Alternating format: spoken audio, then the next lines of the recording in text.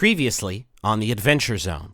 The vision that you see is a meteor, and it is coming at you faster and faster. My planet, it too was connected to another place, far flung from our own world. Like your world, ours became tethered. And the interpreter turns back to face you and gives you a little bow, and she says, "Again, my sincere apologies. I wish she'd stop coming here. It's her world's fault that Sylvain's dying in the first place." And the words you just heard did not match up to the mouth movements that she made.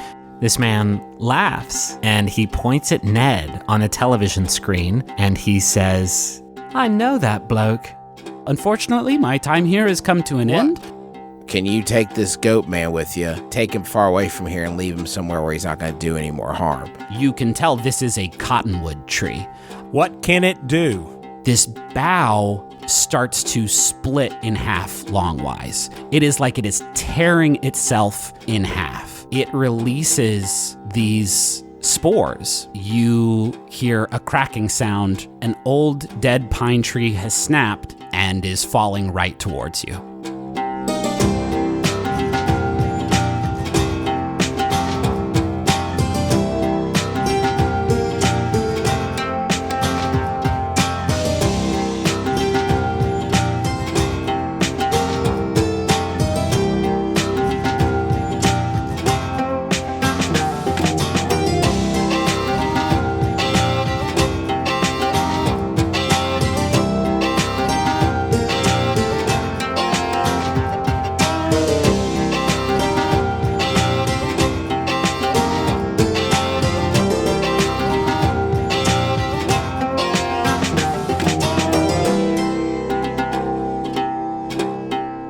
So I know we had a bit of a cliffhanger ending in the last episode, what with the tree falling over on Ned and Billy, but with your permission, Dad, I want to jump in sort of in media res to kind of that parlor room scene. You had a very successful role, and so it felt weird to be like, yeah, that's right, you investigated so good. Here's a fucking tree. So we'll say there was you and Billy saved each other. You both pushed each other out of the way. It was very, very heroic. What can we Now, saved each other like spiritually, Griffin? Do you think like they found each other and like they made each other whole again? Yeah, they knocked each other out of the way, and then as they were laying in the snow, they were like, "Do you take the Lord and Savior Jesus Christ into your?" We have to act it out. We don't want one of those cheap cliffhanger resolutions. All right, let's act it out. Crack. Okay. Look out, Billy! Baby step. Yikes! Can I say that was thrilling? I'm glad that we did that. Put some Foley in there and some... Trust my dramatic senses. For sure. So the three... Scott Foley in there? Yeah. The three of you are sitting in the Pine Guard HQ with Barclay and Mama, all around a table in the center of your space down there. There are some maps and books sort of spread out across the table that Barclay has brought down from Mama's office. And you are all reconvening after your investigation. And Ned, you're probably still a little out of breath from escaping the forest. I think this just happened. And I want to do the parlor room scene of you all summarizing what you've learned and coming up with the plan of attack. One order of business, though, before we do that. Ned, after you escaped the woods and everybody got back together to sort of come up with a plan, where's Billy? What did you do with Billy? Billy is going to stay at the Cryptonomica. Okay. It just felt right. I've given him like a little jumper, a custodian's, coveralls thing, and it's got his name on it. Okay. How did you do that so quickly? Kirby. It was used. I got it at the Goodwill. Kirby was likely... you found... Wait, hold on. You found an embroidered jumpsuit from someone named Billy that had put their jumpsuit... Yeah, that's a pretty common name. It's a pretty common name. I guess... I imagine Kirby was very confused when you dropped off this Ryan Gosling at the store. But he's a huge Gosling fan, so it really worked out. I mean, it's as close as he's going to get. Kirby, Ryan Gosling got hit on the head really hard and can only say pizza and duck.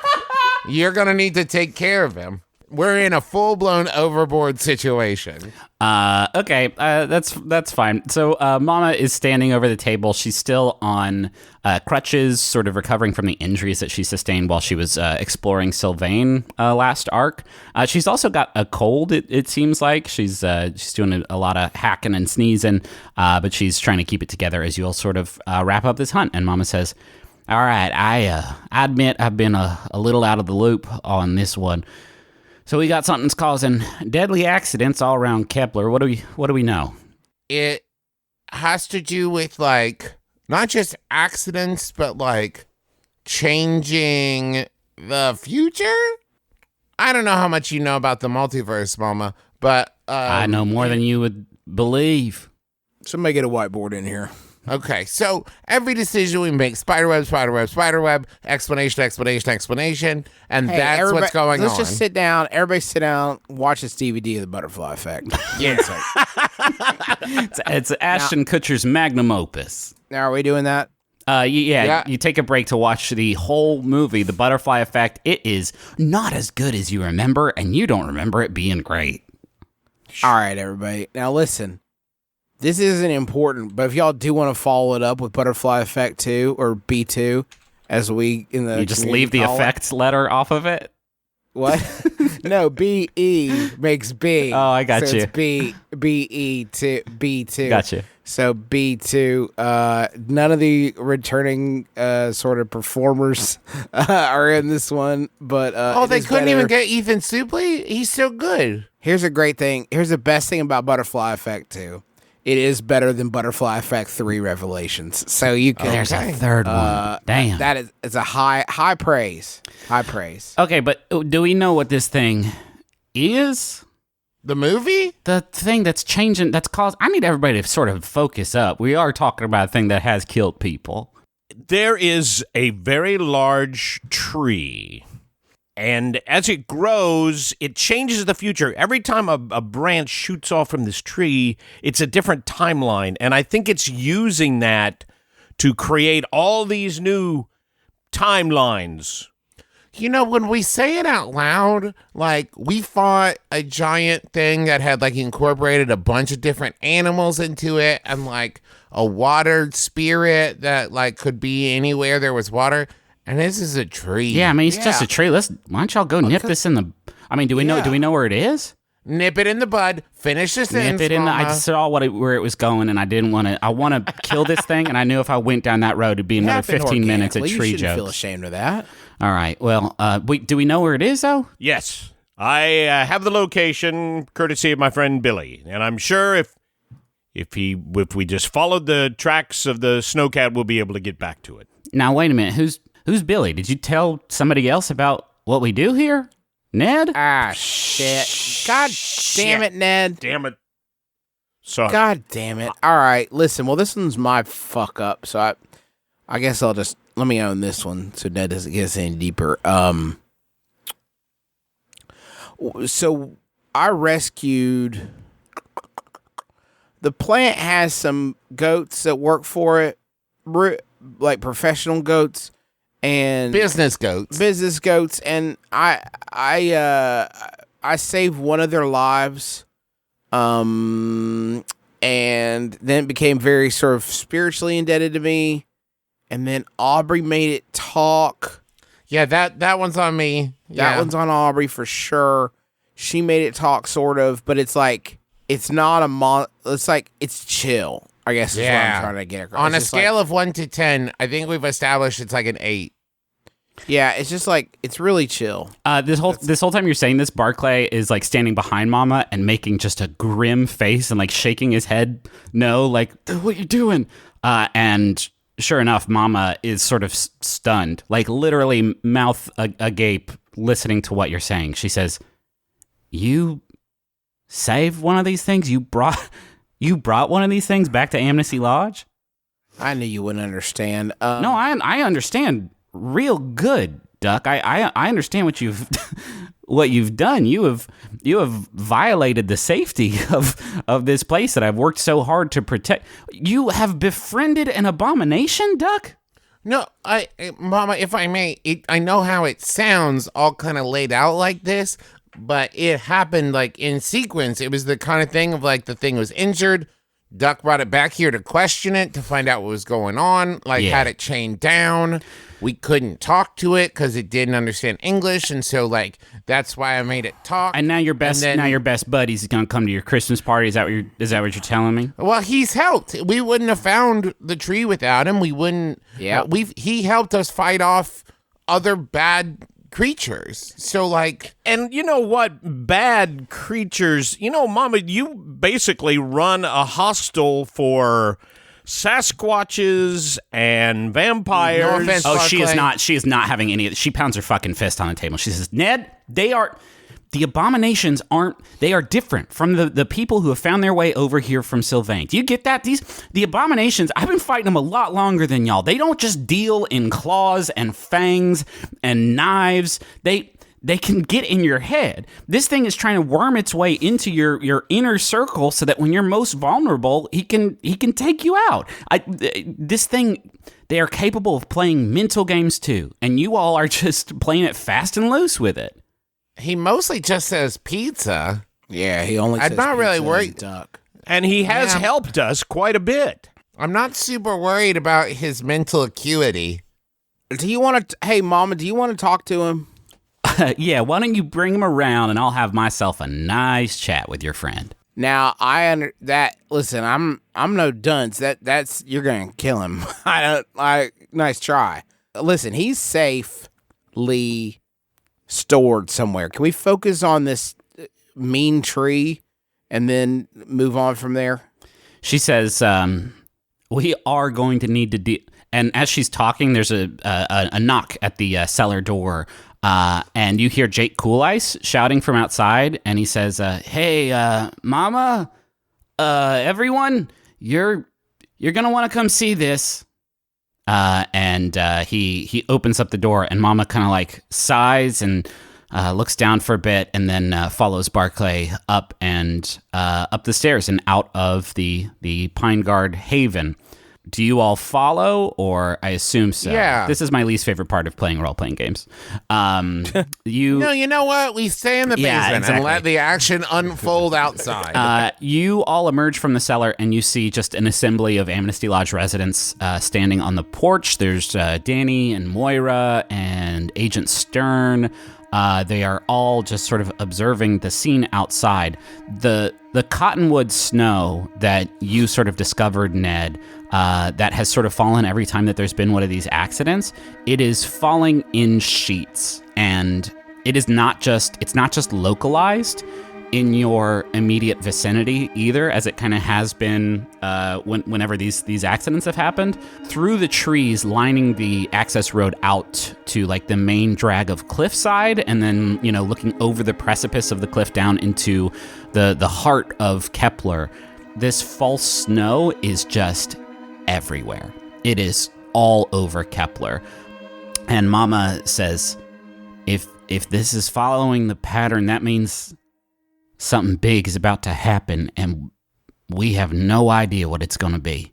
Well, listen, let's get in the fucking truck and let's go kill this tree before it's got a chance to do anything. I'm fully on board with that. I have a suspicion, I would say, from talking to Juno. I think that y'all ever heard like copper in a tree can kill it, like even like a single copper nail in a tree can kill it. I didn't think that was actually true. Well, I didn't think Bigfoot existed, but here we are, huh? It doesn't now in our sort of understanding of things, like I'm a forest ranger, right? It doesn't. It's a You legend, are? but like, yeah, okay. The legends.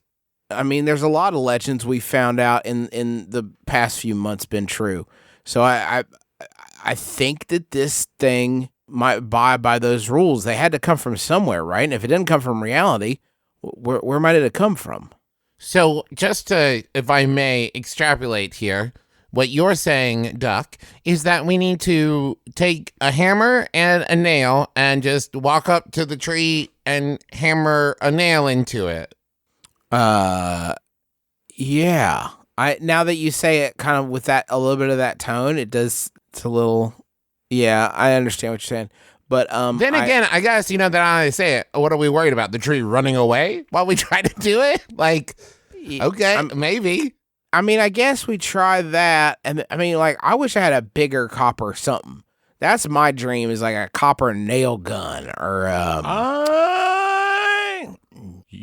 I've got nail guns at the Cryptonomica from where we've been building all the sets for, Saturday Night Dead. Okay.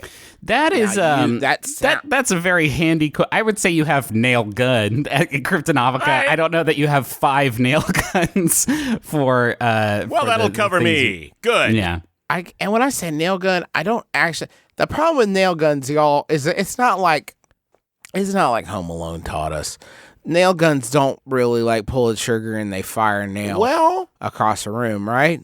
Hold on. Actually, I did some high school theater. That should be surprising to no one.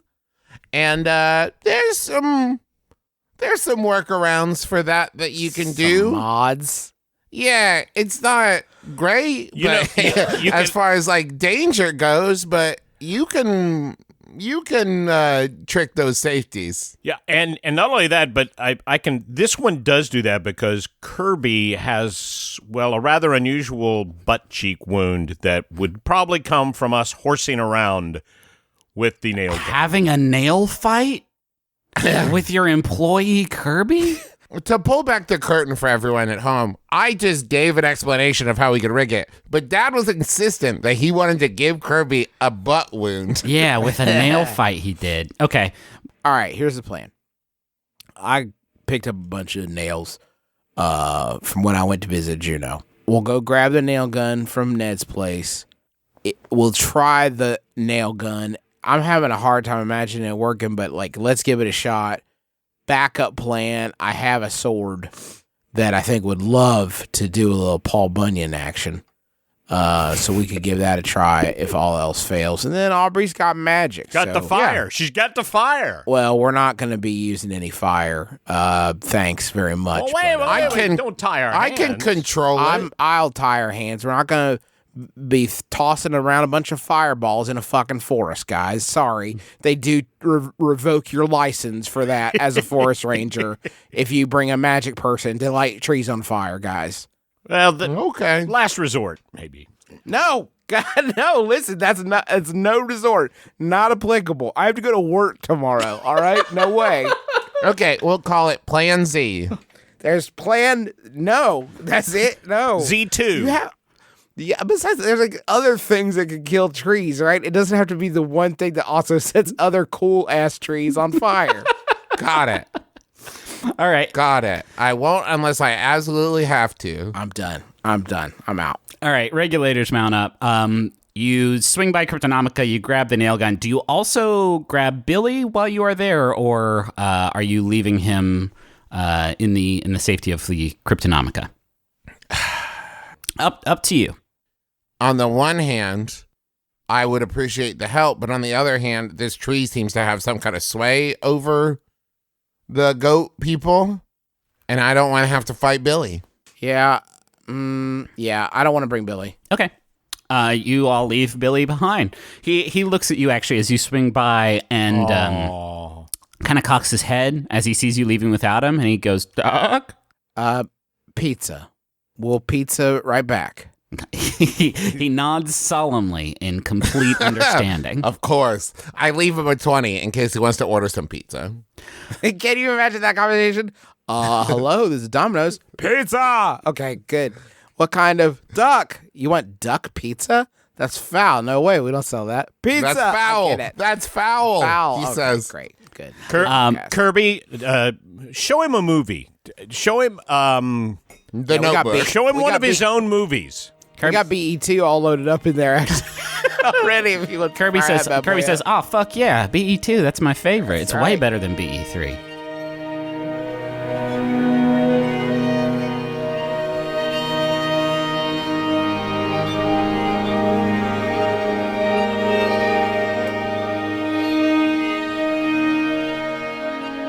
We've done a couple hunts now, and this is sort of a different approach, right? Because this thing's not moving. It is a tree. You know where it is. It is not like you are trying to lure it somewhere and then like get the drop on it so it can't escape. It's not going to escape. It's a fucking tree. So I guess like this is a different kind of advantage for you all. Like what is your approach as you all make your way into the forest? Ned, you have no problem following the tracks of the snowcat. What's your strategy as you make your way into this sort of encounter? We need to come from upwind because they can smell fear. I think we're taking it real careful. We know where it is, and I'm not saying we're like crawling, but we're not taking a lot of unnecessary risks getting to it. Do you want to? Why don't you read a bad situation? Right, like that sounds like what you are describing here. Okay, that's fair. And that is a roll of what rolls against read a bad situation? Sharp. Nice, Jesus. Damn. That is a 12. You all are on a hot streak. I hope that it does not end when you are crossing swords with this big tree. Oh no, I spoiled the fact that they have so many swords. Okay, so on a 10 plus, you hold 3. Holy shit. You get to ask 3 questions, and every time you act on the answers, you get +1 ongoing while the information is relevant. What's my best way in? What's my best way out? Are there dangers we haven't noticed? What's the biggest threat? What's most vulnerable to me? And what's the best way to protect the victims? Well, let's see which ones I can answer for our in and out, I don't know. Dangers we haven't noticed, I don't know. Biggest threat, the tree, I guess. What's most vulnerable to me? The tree. What's the best way to protect the victims? I don't think they're victims. So I will say, what's the best way in? As you approach the tree, you do sort of get a lay of the land. You see the injured goat man, the one that Aubrey sort of flung into a tree and just really messed him up. He is, and Ned, you saw this goat man sort of crawling around when you first found the tree. Right now, he is laying among the roots of the tree. The tree is sort of growing out of this like gnarled dome of roots. It seems like it is like semi-absorbed into the roots. Like he has just been sort of sucked into them, and he is not moving. Who? The goat person? The goat person, yes. Okay. You also see, you would just see this. I don't necessarily think that you need a question for this. You see another goat man. He is holding on with both hands to a chain and dragging something through the snow.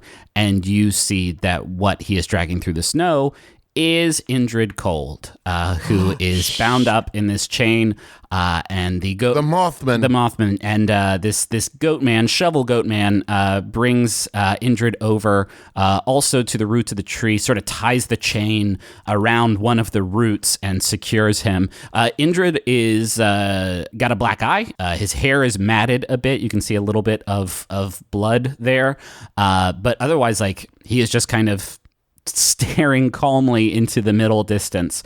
As you sort of get the lay of the land, right, you see these 2 other goatmen. Duck, I think you get the like line you can come at this clearing from where they're not necessarily going to see you as you make your first approach. So that's what I will give you for best way in. Has Indrid got his glasses on? Yes, Indrid has his glasses on. Okay, well, I'm asking because I was wondering if he was in Mothman. If he wasn't, he would be in Mothman. Yeah, he's not. He's got his glasses on. Okay. We have to save the Mothman. Yes. Yeah, that's a whole tourism industry right there for Point Pleasant that I won't let go down the tubes. My next question is... We don't want it to become point so-so. You know what I mean? Like, yeah. How do I help the victims? You realize like the chain is not like padlocked or anything like that. The best way for you to protect the victim would simply be to put yourself between him and the goat man. Both of the goat man's like instruments, the shovel and the shears, are still there. The best way to protect these to protect Indrid is to release him and keep the attention off of him so that the goatmen don't go after him. Okay.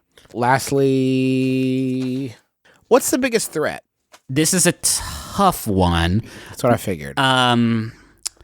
So this thing like splits off its branches, and every time it does so, it like shoots out these spores. And again, like it splits off in these like symmetrical patterns. And right now you see trees. You know, Duck knows a tree. This one, Thank you. Duck knows trees. There's a lot of unusual things about this tree, but like by far the strangest thing about it is it has started to almost split in half entirely.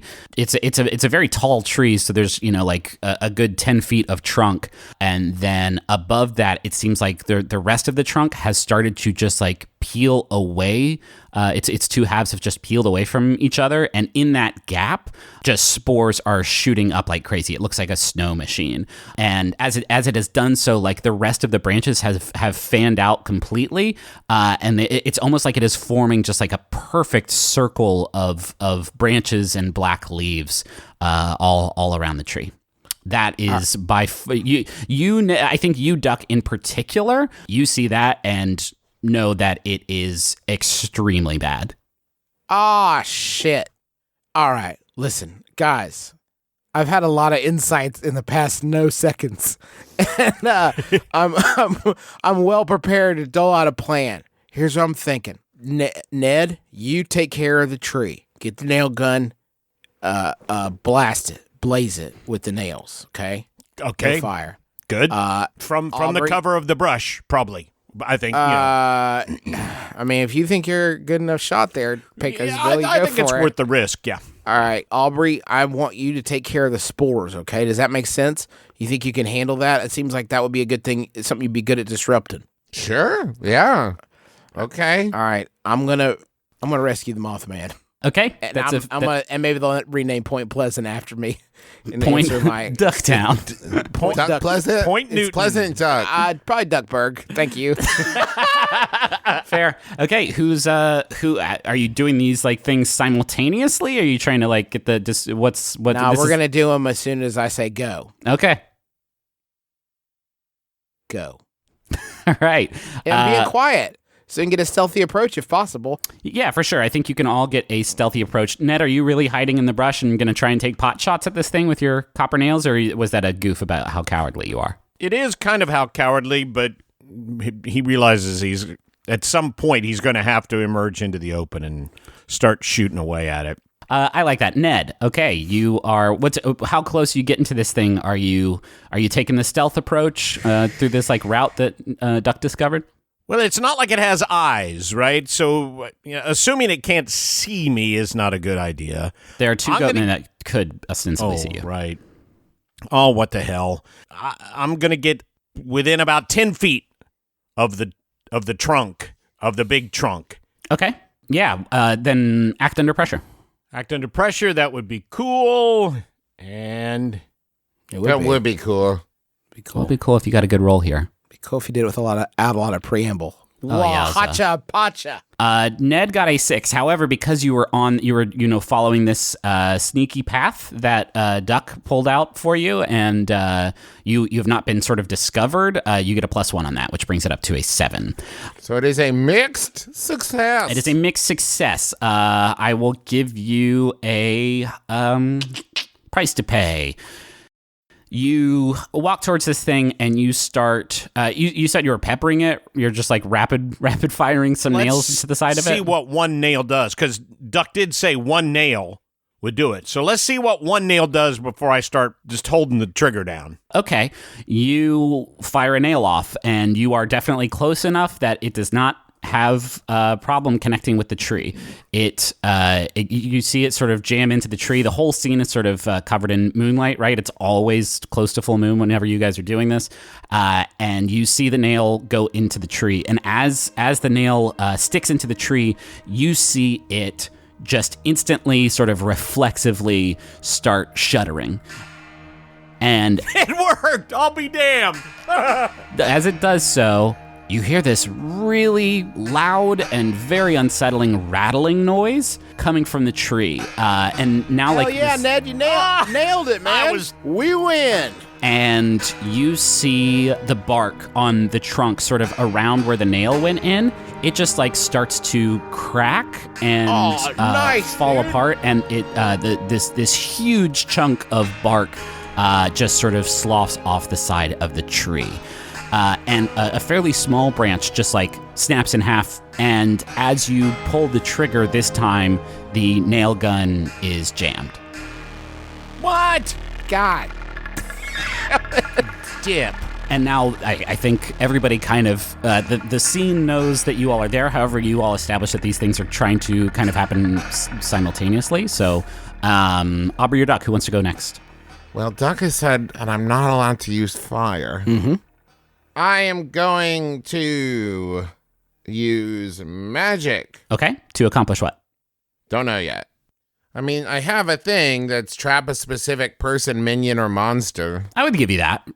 Yeah? Yeah, for sure. I mean, this is part of the monster's effect. I think this is like, it's a tree, so it's pretty fucking trapped already. So like, this is how it is affecting the world. I think that would totally apply here. Okay. Aubrey whispers, I would like to contain the spores and like cast. You hear a voice say, "That's a weird one, man." Okay. I know. Listen. I know. You don't actually hear that. Okay, so I guess role play. Are you doing this with you? You have to tell me like what that actually looks like before we like try to roll, and like what? How are you trying to contain the spores? Like I've done wind before, Sure. And so I think I'm trying to like create some kind of like the wind is blowing them back to the tree. Yeah. Okay. You can like sort of creating a like whirlwind that traps them around the tree so they can't escape. Okay, yeah, that's cool. A swirl rather than it like blowing out into the world. For sure, I like that. Okay. And do I get one forward because of our sneaky plan? No, you get one forward because of Duck identifying that the spores are great. super dangerous. I'm just putting that into the roll, Okay. so I just wanted you to know. All right, let's see. All right, that's a 9. 9 is a mixed success. It's going to have a glitch. The effect is weakened. It's of short duration. You take 1 harm, ignore armor. It draws immediate unwelcome attention, or it has a problematic side effect. Let's go with problematic side effects. Okay. You create this whirlwind, and the spores that were shooting out of the huge rift in the middle of the tree, and also the spores that have started to like just sort of emanate out of it as Ned shoots the nail into it. They do start to swirl around the tree. It's like it's creating like a localized like snow globe effect, like right where you are.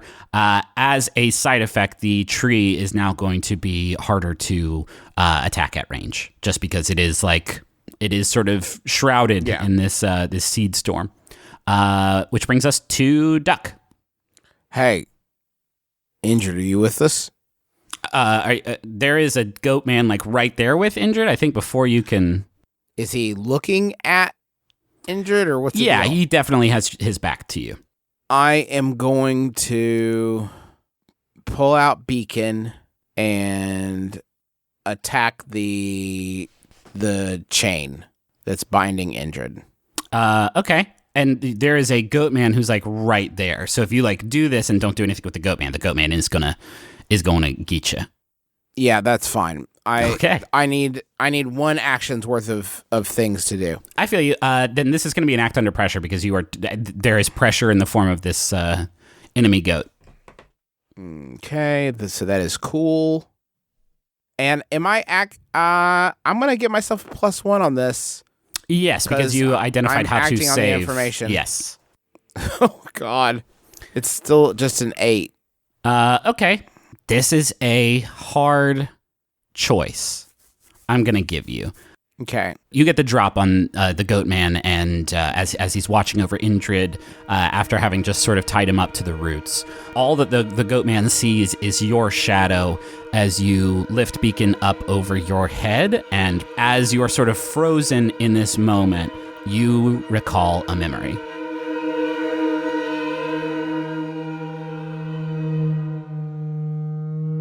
Duck, you are 18 again.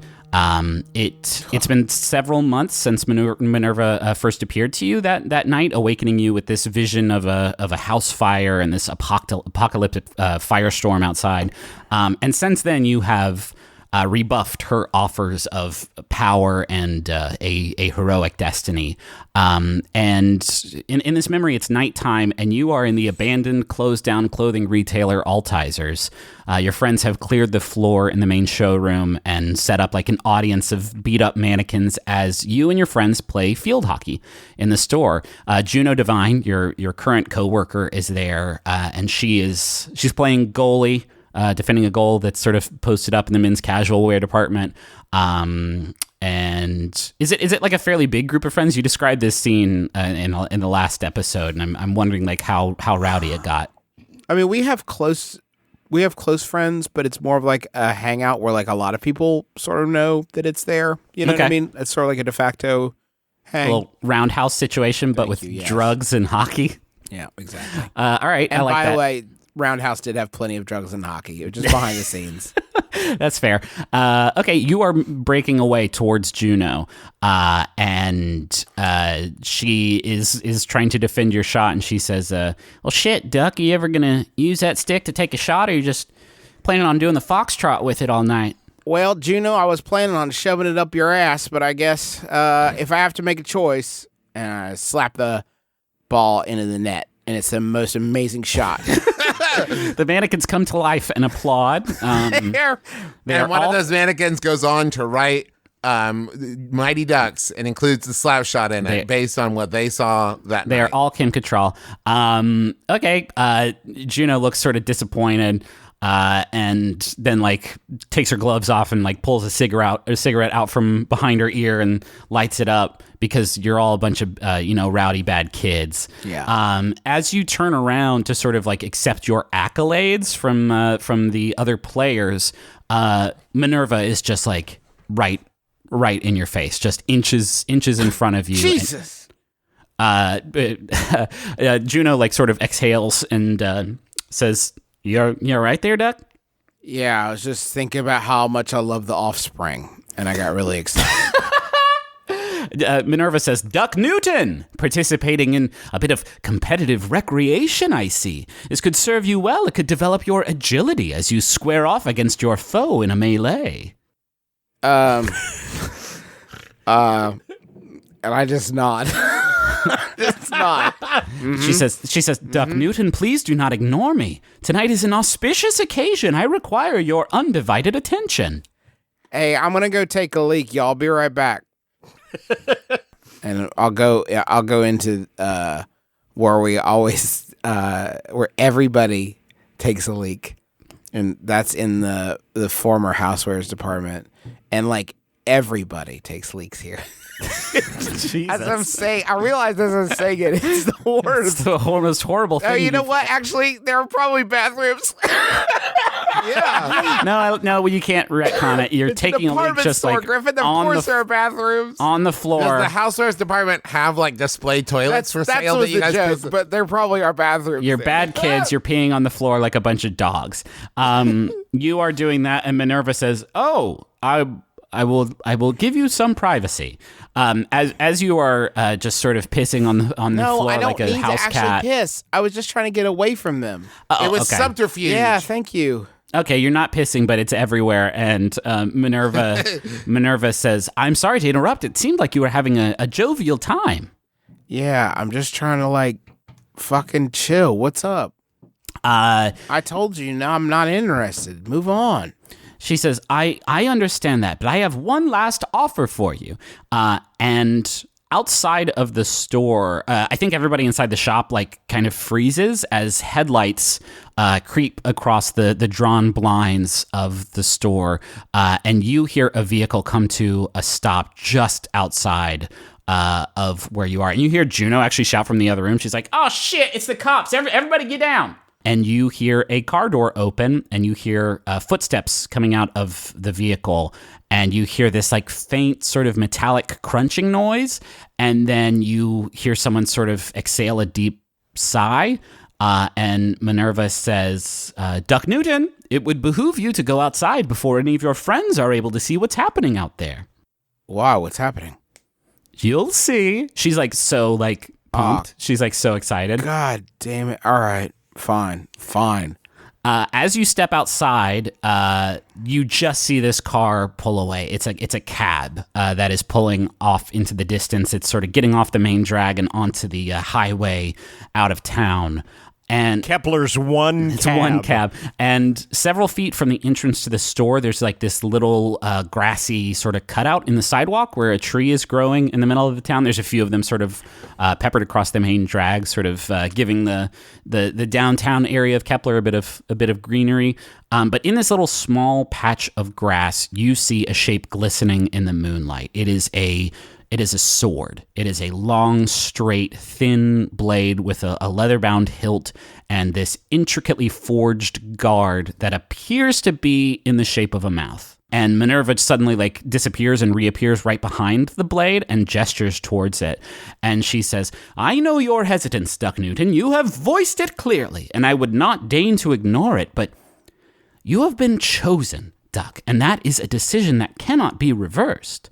I would ask of you this: take up the blade, take up your fated instrument, and if you do not feel the call to pursue your destiny, I shall take my leave until you have grown to accept the tasks appointed to you." Well, I am, of course, honored. I mean, I'll keep the sword. That seems pretty kick-ass, but I don't know what I'm supposed to... you want me to go kill the rest of the McLeod clan? Then I'll be the only one. Remember, there can only be one of us. Have you seen that movie? There could be only one. I mean, I have not seen any of your Earth. I haven't seen it either. It's like a sword guy. I don't know. It seemed kind of dumb to me, but I'll keep the sword. Hell yeah! I pick it up. Okay. Look at me. So. How does it feel? Pretty kick ass. Yeah. I mean, I'm not gonna go stab Dracula or whatever the fuck, but it's all right. But you could. You have the power to stab. You said Dracula? Minerva, instruct this beef boy to unhand me, please. How does Duck feel about that? He's shocked. Drops it on the ground. What the fuck? Oh, excellent. Another skilled combatant.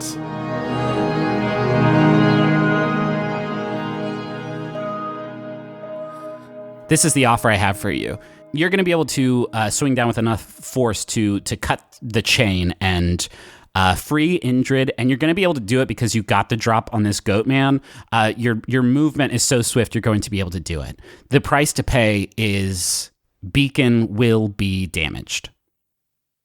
Not broken. I won't take that from you.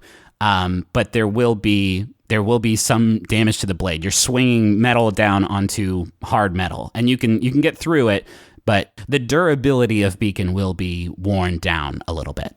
Is this a choice I'm having to make? Are you making me make this choice? I am making you make this choice. I think it's what I would have done. Yeah. It's what I would do. You swing the blade down, and there is certainly some resistance as you chop the chain sort of against these hard roots.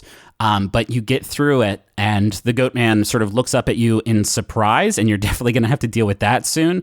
Indrid Pizza? sort of instinctively, this one does not talk and say pizza. Oh, Indrid sort of instinctively tries to roll out of the way. Okay, in that moment, mm-hmm. I need one more. I get one more action. Okay.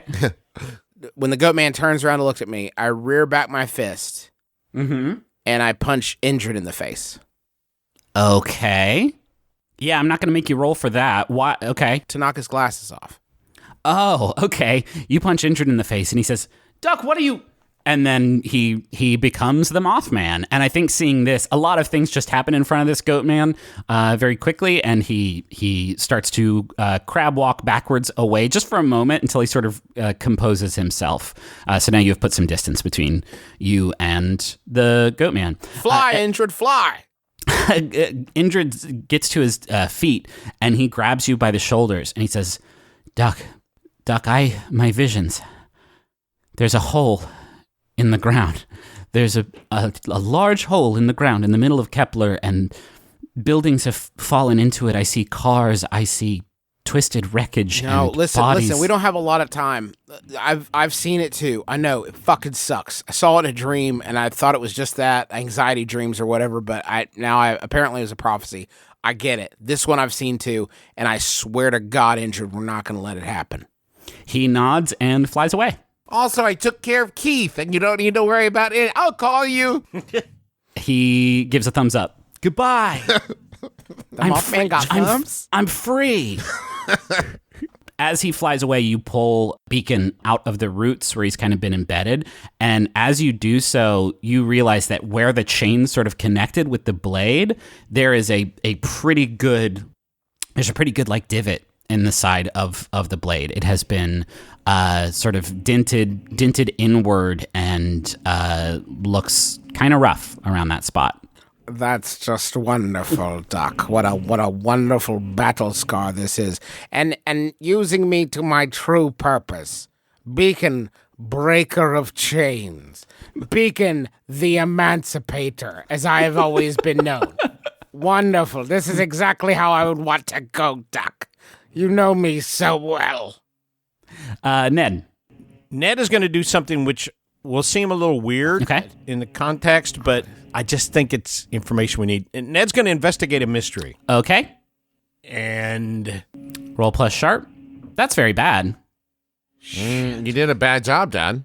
Ned rolled a 5. There is no recovering from that. I get it, Justin. I'm going to take a hard move here. The hard move is that the goat man that is embedded in the roots of the tree, I will call him Shears Goat Man, starts to move. And he sort of wrestles with these roots that are all over him, and he pulls himself out of the roots in the tree. As he emerges from the tree, you realize that he has merged with this white bark. It is growing out of him now. It is forming around his spine like a brace. You get the impression that this thing probably like broke its back when Aubrey flung him against a tree, and now the tree has healed him in a way by giving him this like external chitin made of this white bark, but it has like corrupted him in a way. It's sticking out in this like huge gnarled lump that extends like just over his head, and his eyes are clear white. And he picks up his shears and starts walking towards you, Ned. Aubrey. Well, I'm going to... So we've got a goat man on Duck, a goat man on Ned. You're easy breezy beautiful. You got nothing. Yeah, I'm feeling great. The nail gun is... Jammed. Yeah, this easy fight is going extremely good, it seems like. Yeah. Has Ned dropped the nail gun? Ned, do you still have the nail gun? I still have the nail gun. I'm going to combat magic blast force. Okay. The goat man approaching Ned. Okay. The half Duck wood can take care of himself. Okay, cool. Yeah, Ned can. You know what? I fucked up that goat before with this, and I'm gonna do it again. All right, roll to kick some ass.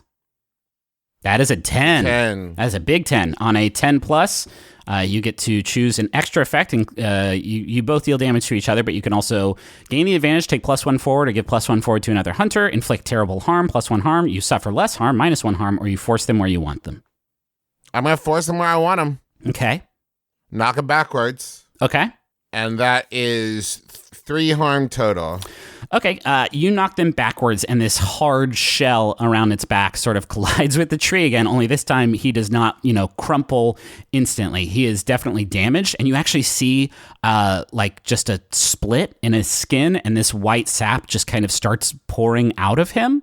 And actually, as he hits the tree, you all see more bark, and not just bark, but like actual like chunks of wood from the trunk start falling off around where the nail hit the tree. It is, and as it does so, I think it loses like a lot of branches. A lot of the branches where this nail went in just sort of fall to the ground harmlessly. And then he stands up and he takes the shears and he snaps them in half, and now just has sort of two blades, and he flings one at you, Aubrey. And you take 2 harm as this thing cuts into you. Well, I ignore one thanks to my cool vest. Yeah, then it does not like cut into you. The vest definitely protects you a bit, but it kind of as it makes its way harmlessly over your shoulder, I think it sort of cuts across your neck a little bit, and you get a sort of superficial one harm. So go ahead and mark that. And once he's knocked out of the way, Aubrey says to Ned, like, "Get the nail gun working." Yeah. Duck. Yeah. What do you do? You're definitely still engaged with Shovel Goat Man. He, seeing that the Mothman flew off, has picked up his shovel and he is a threat. There is still the half-wood Goat Man, who definitely looks like bigger and nastier than Shovel Goat Man does. He has just been knocked into the tree, and then you have the tree itself, which has started to continue to rot around where this nail has stabbed into it. And then you have this like flurry of like spores that are sort of swirling around the tree that Aubrey made. Hey, listen, partner.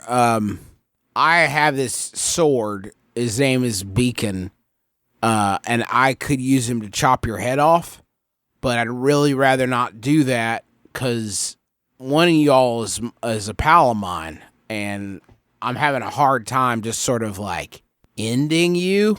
So it would be great if you would just put down your shovel and go live a new life somewhere and get a job. As I'm saying it, I know it sounds ridiculous. I'm probably going to need to punch you in the face. Okay. You know what? Let me just punch you in the face. Okay. Go ahead to roll and kick some ass. Am I acting on my read a bad situation? I don't think so. Not for this action, right? Like it, you don't really have anything on him. That is a fucking 11. Yeah. All right. You were just punching him with your fist?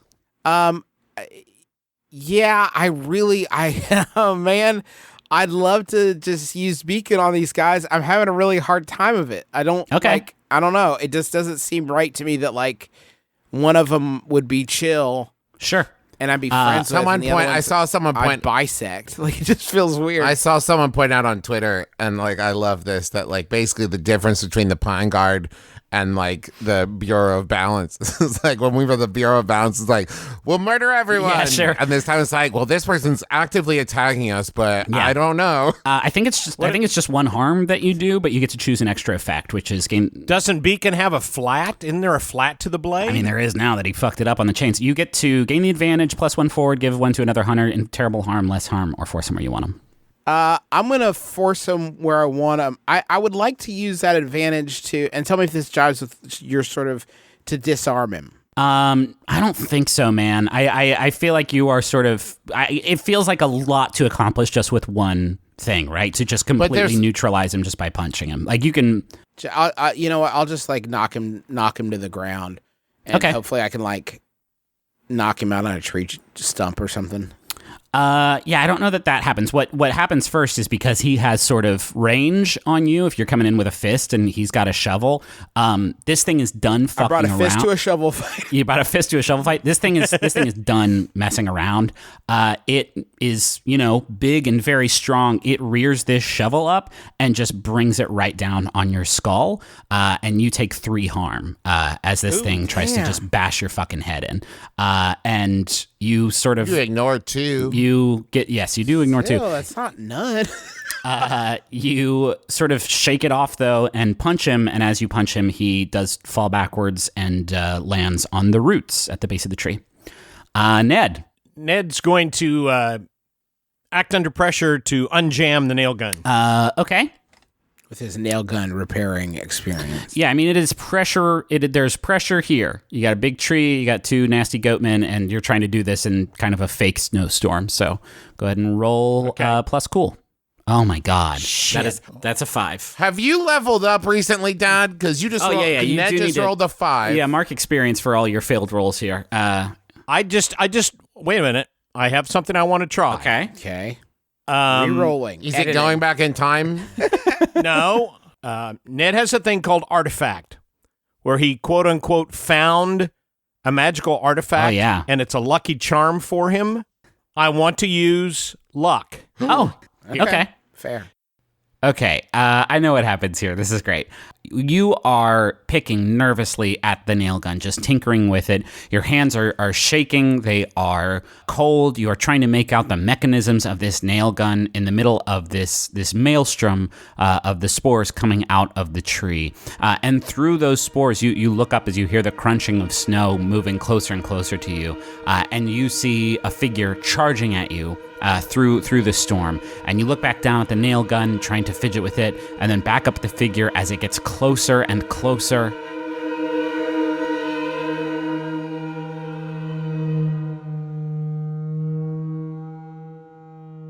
Ned, you flash back to like a pretty innocuous day several years ago. We haven't really established what the timeline is, but it is after the day of the crash and sort of your escape, your whistle stop tour of East Coast destinations, moving southbound until you arrived in Kepler and met Victoria, the proprietor of the Cryptonomica, who basically gave you a job and gave you room and board. And you've been there for several months. And we haven't really explored too much this time of your life, but like, how has life living in Cryptonomica and, getting your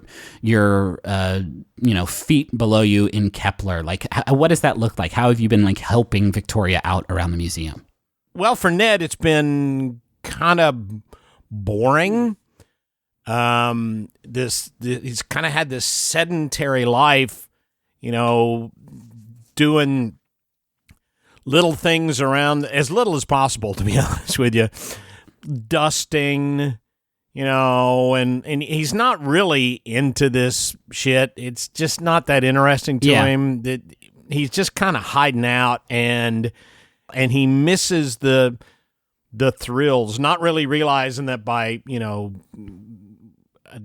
adapting to this life is what's going to keep him from ever getting back to that life.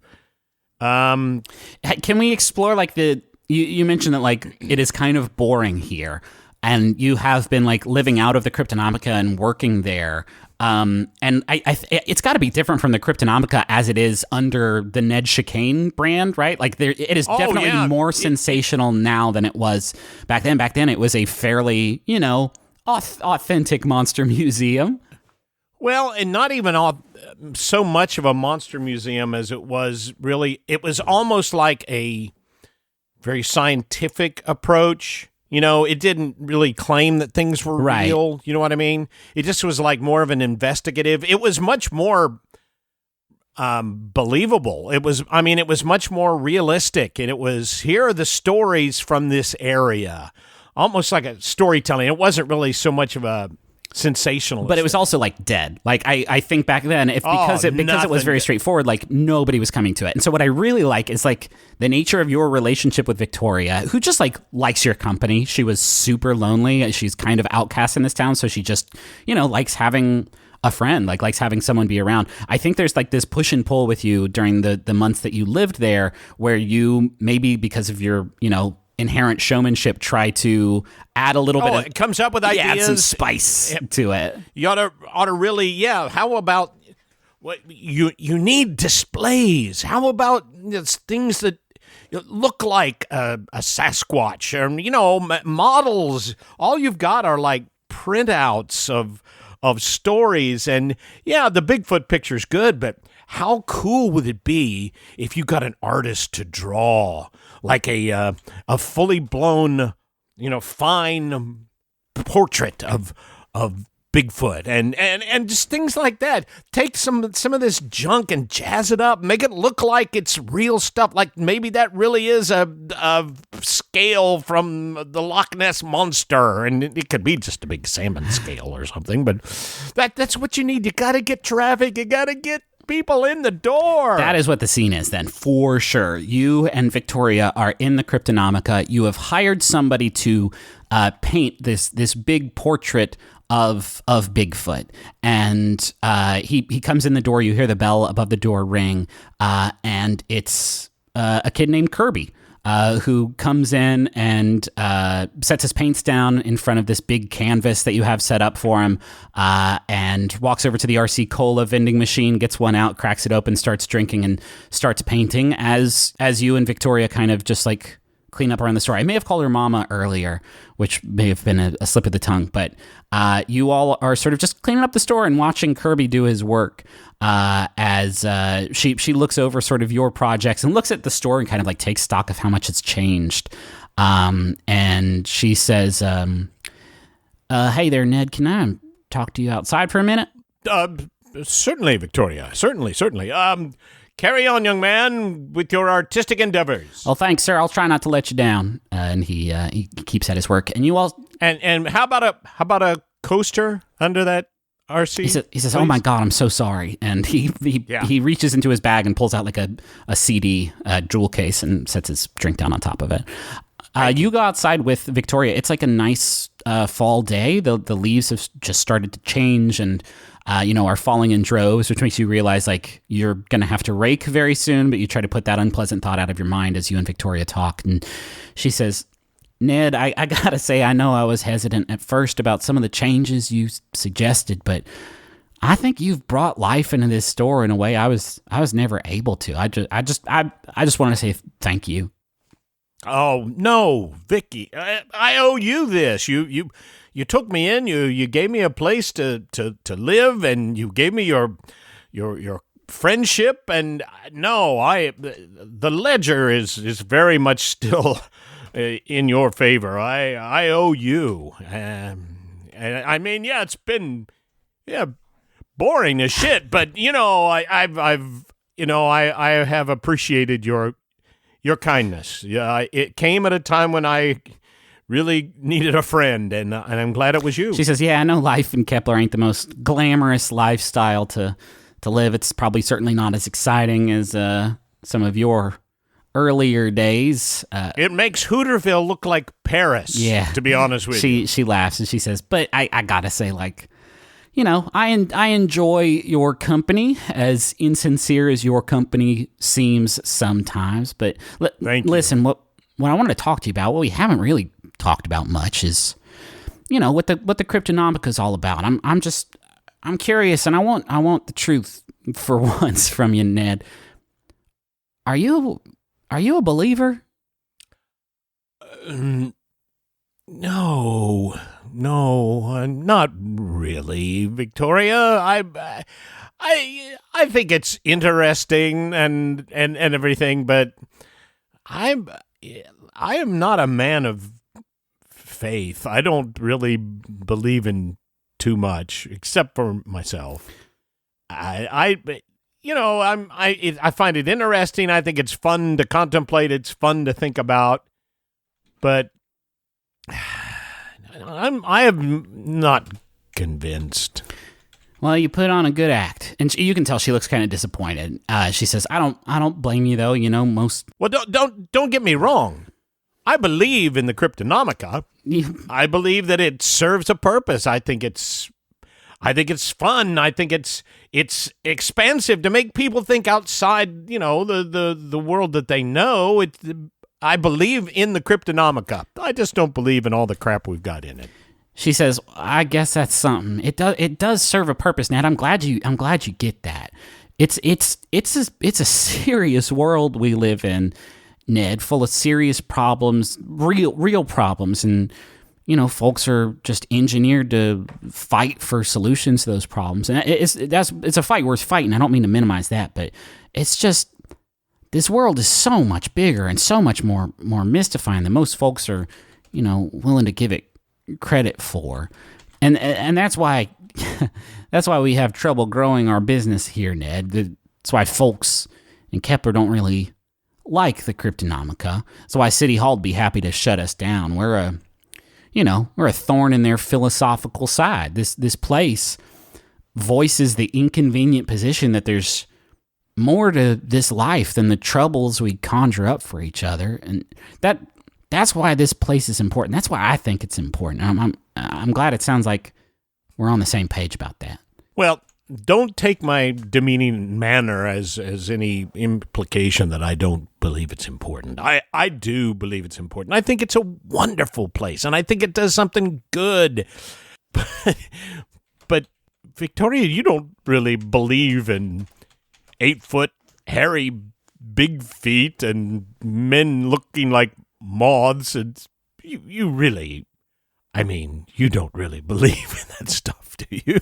She leans against sort of the railing of the porch out in front of the Cryptonomica and just kind of looks out at the leaves as they're changing and dancing around in the wind. And she says, "I believe in strange things, Ned."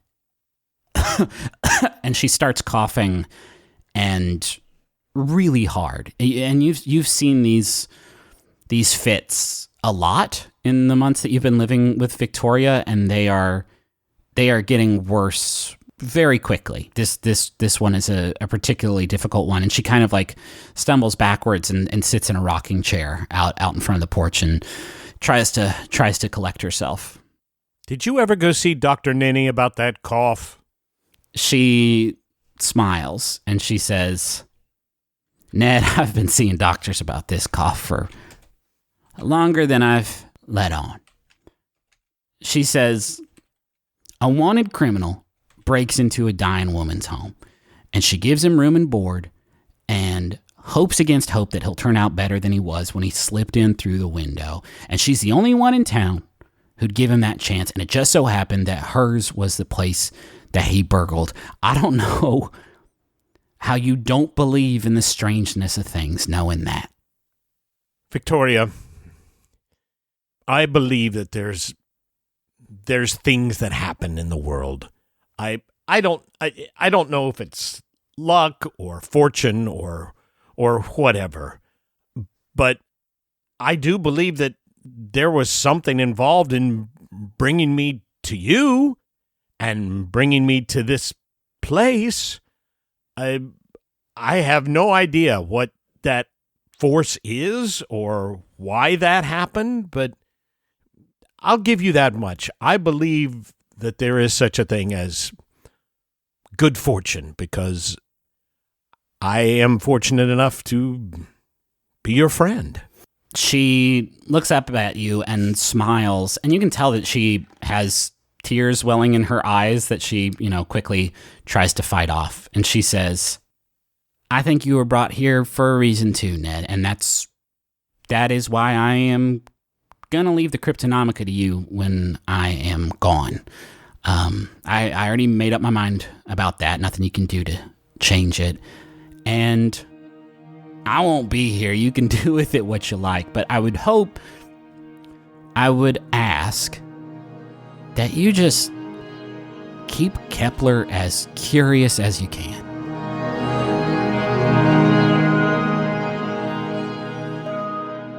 And then something super lucky happens. You hear something moving around in the brush, and you hear like this noise, like, and it's getting louder and louder. And right when this goatman's about to collide with you, you see the jetpack. You see the Flymaster that has been sort of blasting around Kepler for the last 2 days since you lost it following your stunt. It flies into the clearing and just collides with the Goatman, knocking him off of his feet and out of this path of collision towards you, and finally gives up the ghost and just kind of lands at your feet, finally dormant, as you get that nail slid out of the gun and get it functioning again. I'm proud of you, son. Good boy. That's my good son. Ned looks over at Aubrey and tosses the gun in her direction. Yes, gun. Give. And listen, Aubrey, copper conducts heat. I promised Duck. Not fire. I'm not saying fire. No, heat. He's looking. I can't do it right now, here, Ned. guys. Come on. Okay, Aubrey, you have the gun. Okay. Again, there is this like storm all around the tree that is whipping up a frenzy that makes it kind of hard to shoot at it at range. You can still do it, but you will be at a disadvantage. I'm gonna get up close to it then. Like right up ons? Yeah. Okay. And so you said the tree was kind of splitting, right? Yeah, to for sure. Spray up the things. she's going to shoot a line of nails following that line all the way down to the base of the tree. Okay, I like that. If you're doing that and you're trying to like do this sort of precise motion in the middle of the storm, I'm not going to make you roll to kick some ass because the tree has no like direct way of hurting The tree you. has no ass. But it is tree doesn't have ass. Also, thank you, Justin. So go ahead and act under pressure. Is that cool? See, I'm using Duck's experience as a forest ranger there. To say Yeah, sure. Trees don't have ass. Fuck. Aubrey got a 6 on your roll. You could, if somebody can help you out, to give you a +1 to bring it up to a mixed success, or you can drop a luck point to pull this off for sure. Could you not say that Ned tossing her the gun was helping out? Yeah, I think you could say that. You do still need to roll for it, right? We apparently burned all our good rolls on like getting Ryan Gosling movies to appear on Netflix. Ned, roll to... So we'll say like Ned tosses the thing and then like turns up the pressure on the compressor, and that's Ned. Well, he does need to still roll, so it's a possibility that he didn't turn up the pressure. He turned it way down, and the nails just fall out impotently from the end of the gun, which I love that visual. It's not really going to move the chains, though. Okay, Ned, roll to help out. That is plus cool. It's maybe our first help out roll, which is very exciting. That's an 8. 8. On a 7 and 9, your help grants them +1 to their roll, but you also expose yourself to trouble or danger. Okay. So this brings it up to a 7 for you, Aubrey, which makes it a mixed success. Describe this scene of you like approaching the storm and trying to like just empty a clip into this tree with like almost zero visibility. So I'm gonna say she gets like real close, like right up on it, you know, and like then just like basically draws a line straight down. Like pap, pap, pap, Okay. pap, pap. I like the visual of you like taking a deep breath and trying to like really nail this one. No, God, we gotta stop fucking saying that. You take a deep breath and try to center yourself and gain your composure in the middle of this just like furious storm, and you raise the gun and...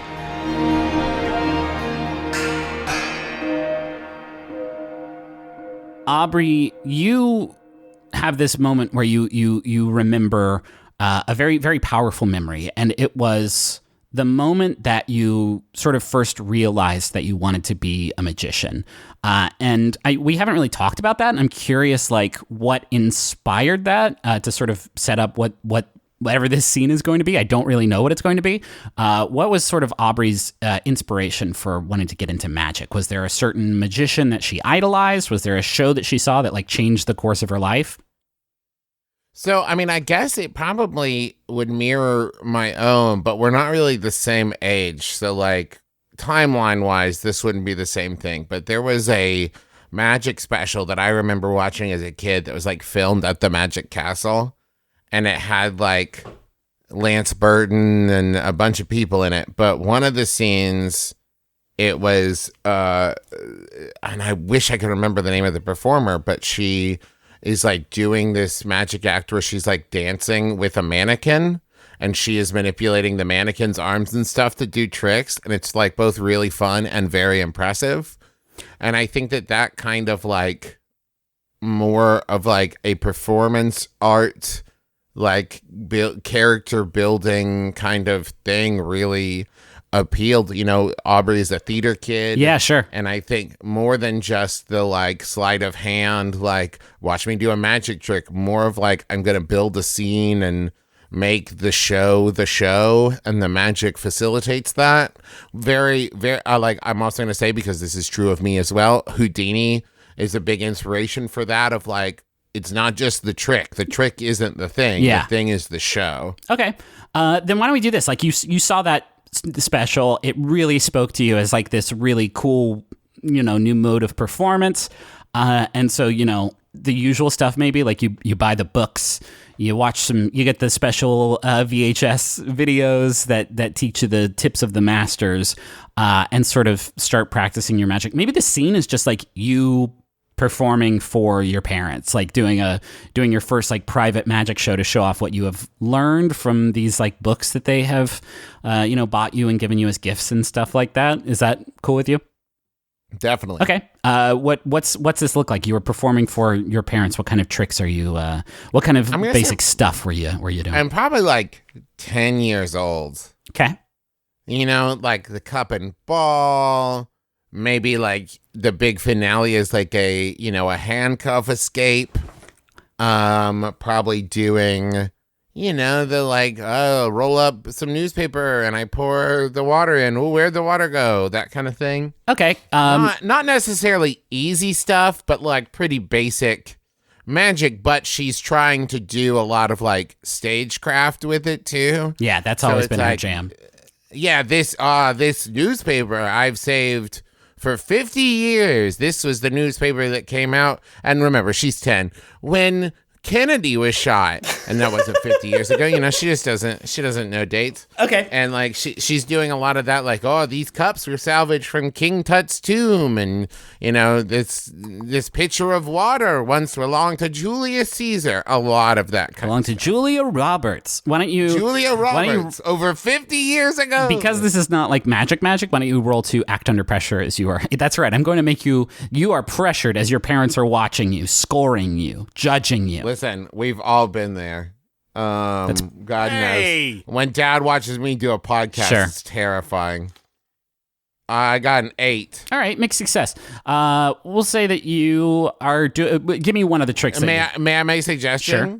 I think Mom is impressed and Dad is not. I think so too. But what is? Actually, no. That seems mean. I don't want to characterize the dad like that. Obviously, you guys had like beef in that one scene you're doing, but it's still like a loving, supporting environment. The mixed success is like everything goes well, but I can't get the handcuff trick to work. So it's the handcuff trick is like the big finale, and everything else has been going fairly well. And I branded them as like these handcuffs belong to Houdini himself, even though they bought them for me at the store. Sure, and as you do the things that you have practiced so many times, like you were very excited to finally show off your skills, you pull your wrists apart and they are still securely fastened inside the handcuffs, and you try and try again, but you are just trapped in them during the middle of your show.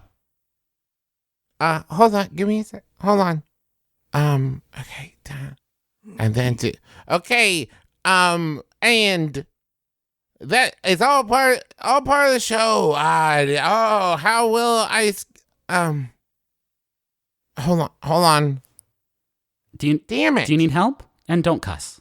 No, I can do. I know what I'm doing. They sit there patiently, but you can tell that they're like worried about you. And finally, your dad comes over and is like, "All right, let me just see what happened here. I don't want you to hurt yourself." And he starts sort of tinkering with the handcuffs and gets them off of you. And your mom can kind of tell that you're disappointed, and she says, "Aubrey, the show was wonderful. You'll get the handcuff trick down. Don't be upset." It didn't work. I know, but you haven't been doing this for very long, baby. It's listen, you don't need to be perfect at this. People are gonna love you. Yeah, but Houdini was performing when he was like a little kid, and he was. People still had to practice. Houdini still had to practice. Aubrey, listen, people are going to love you when you're doing these shows, no matter what you choose to do. But magicians are responsible for delighting and surprising people, and you delight and surprise us every day. No, nobody expects you to be perfect at this, Aubrey. Right from the start, you have time to learn. And then suddenly, like, the memory shifts, and it's not your mom in front of you anymore telling you these things. It's Janelle. And you are in sort of Janelle's office in Sylvain, and she's poured you and herself a cup of strong hot tea. And she's seated at a table with you, sipping this tea with you, and she's more formally dressed than you've ever seen her. She's in this like black, nice ensemble. She's not wearing her usual like colorful scarves. In fact, she has one like draped around your shoulders, something she put there to sort of warm you up and bring you comfort. And she says, "You have time to learn. I know this is difficult to believe, but you do. The surviving remnants of this world have unreasonable expectations for you. True, Sylvain will express her needs when she is ready, and I trust you to listen intently for her. You have time to learn to listen, but you do not need to bear that weight today." But you don't know that. You don't know how much time I have. No one does. I have to go out there and fight monsters and scary things. And not just that, there's real danger in the world. I mean, there's accidents and plane crashes and house fires. She talks like right over you, almost like she can't hear the words that you're saying. And she places a hand on your cheek, and you realize that you've been like sobbing as she's been talking to you. And she says, "Today it is okay to take care of yourself and to allow others to take care of you and to mourn." And that's when you realize she is dressed the way that she's dressed because you just came from your father's funeral. And then you realize this is not your memory at all. This is the memory of Alexandra, the newly christened audience to divinity and interpreter of Sylvain. Oh, shit.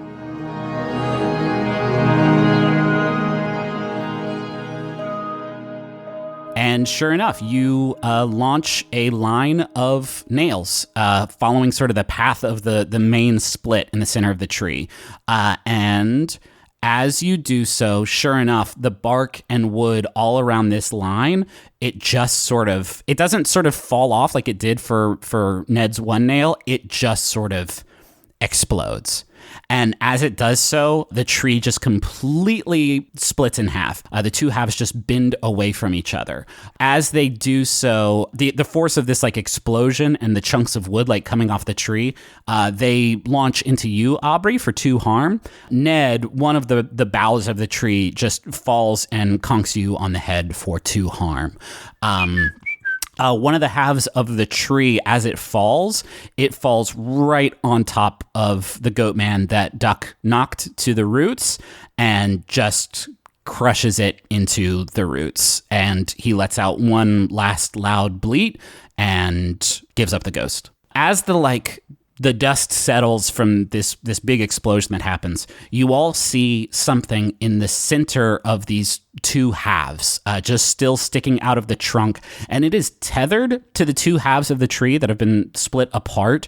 It is connected to it by these long strands of this white sap. You see this humanoid form that appears to just be made out of this white sap. It is reaching upwards and like it is holding on to these long strands and trying to like pull the tree back together, and doesn't seem to be paying much mind to you all. It is just trying to sort of put together what you all have destroyed. Duck, you are up. Yeah. Hey, y'all, I know it ain't copper, but I'm gonna give it a shot, and I'm gonna kick some ass. Just kick. Now can I kick ass? Yeah. Now does this thing have an ass? Yeah, this thing for sure has an ass. It has manifested an ass. I'm going to kick that ass with Beacon. Mm-hmm. All right. Kick that sap ass. Yes, this is more like it. Excellent. Let's go. 9. And we're back. That is a 9. Okay. You and the tree are going to deal harm to each other. What that means for the tree, I'm going to leave a little bit abstract. What do you do to the tree with Beacon? How are you sort of dispatching it? How big of a trunk are we talking? I mean, the trunk has been like split down to the ground. The like humanoid creature sticking out of it. It's about your size. All right, so here's what I do. I'm worried about the edge of Beacon being damaged.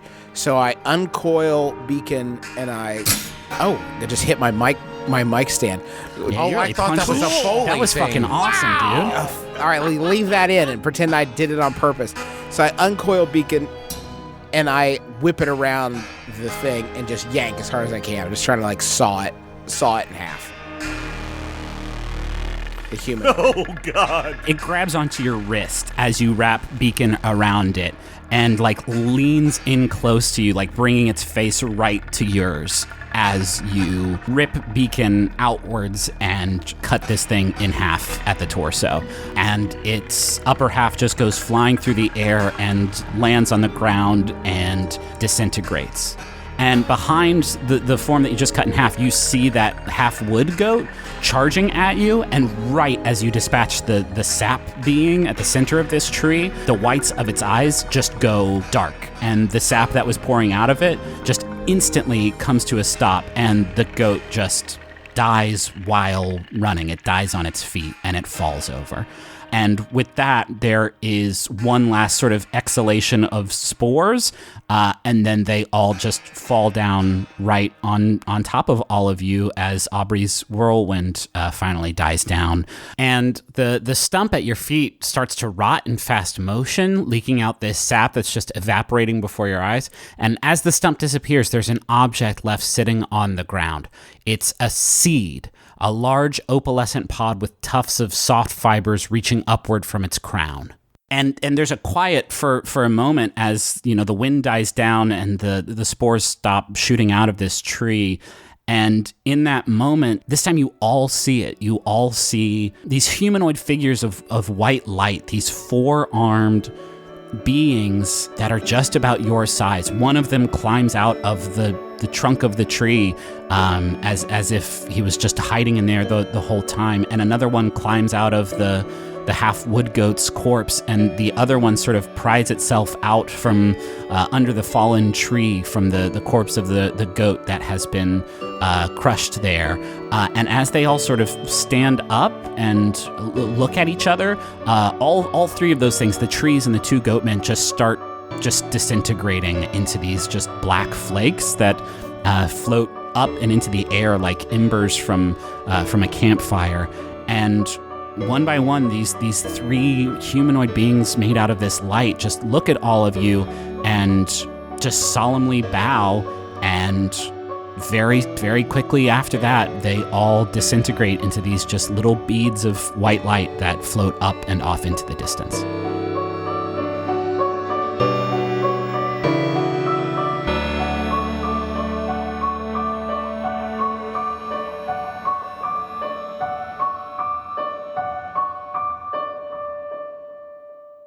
Hey everybody, this is Griffin McElroy, your Dungeon Master, your big boy and your best friend. Thank you so much for listening to episode 19 of the Adventure Zone Amnesty.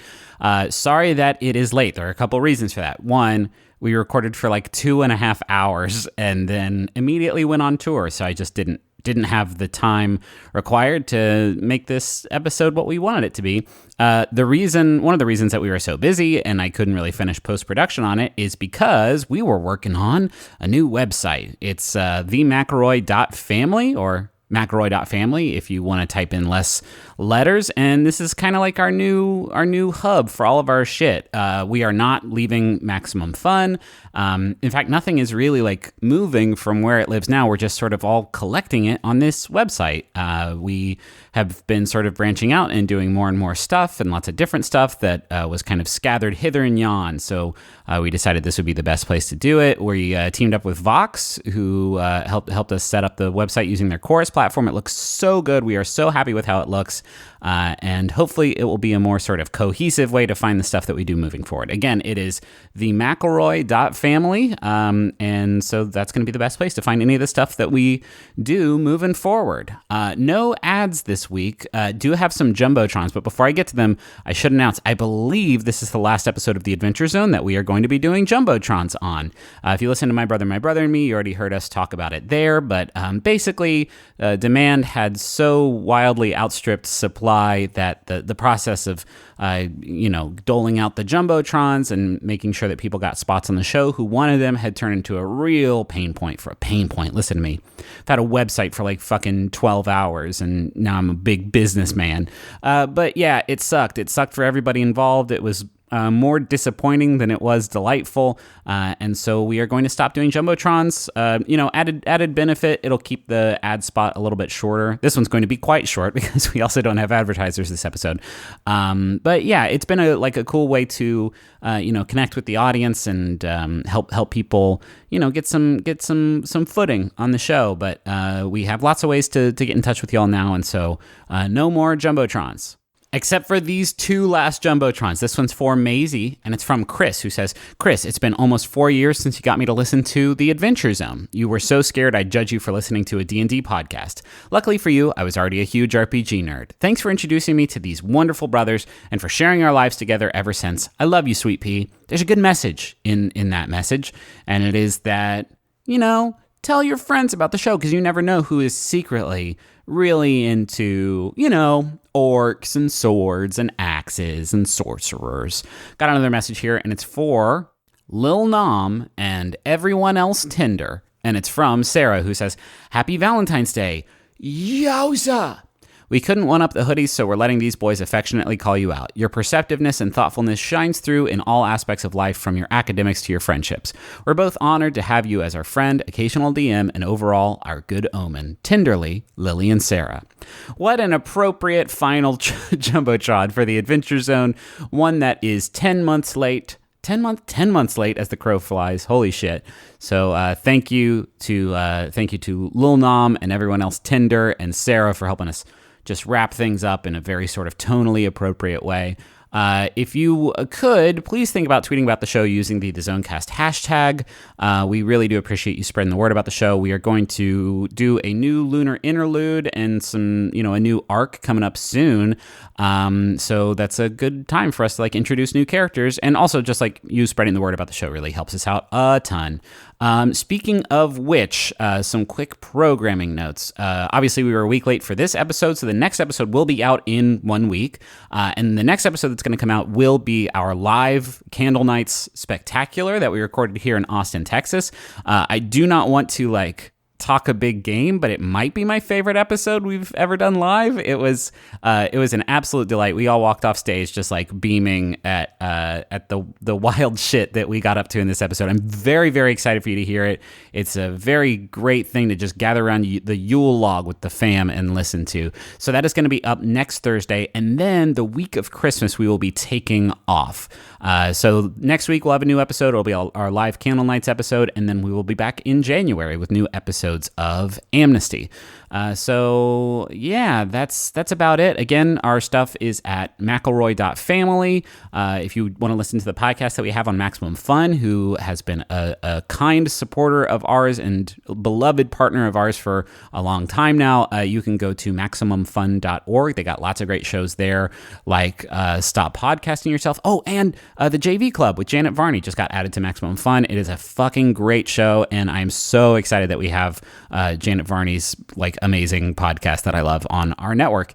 Again, that is at MaximumFun.org, and we have other stuff at McElroy.family. We have a mailing list that's at bit.ly/McElroyMail if you want to get directly to your inbox, all the updates and stuff. And I think that's it. We'll be back next Thursday with the Candle Nights live show, and then more episodes in January. So we will talk to you then. Bye.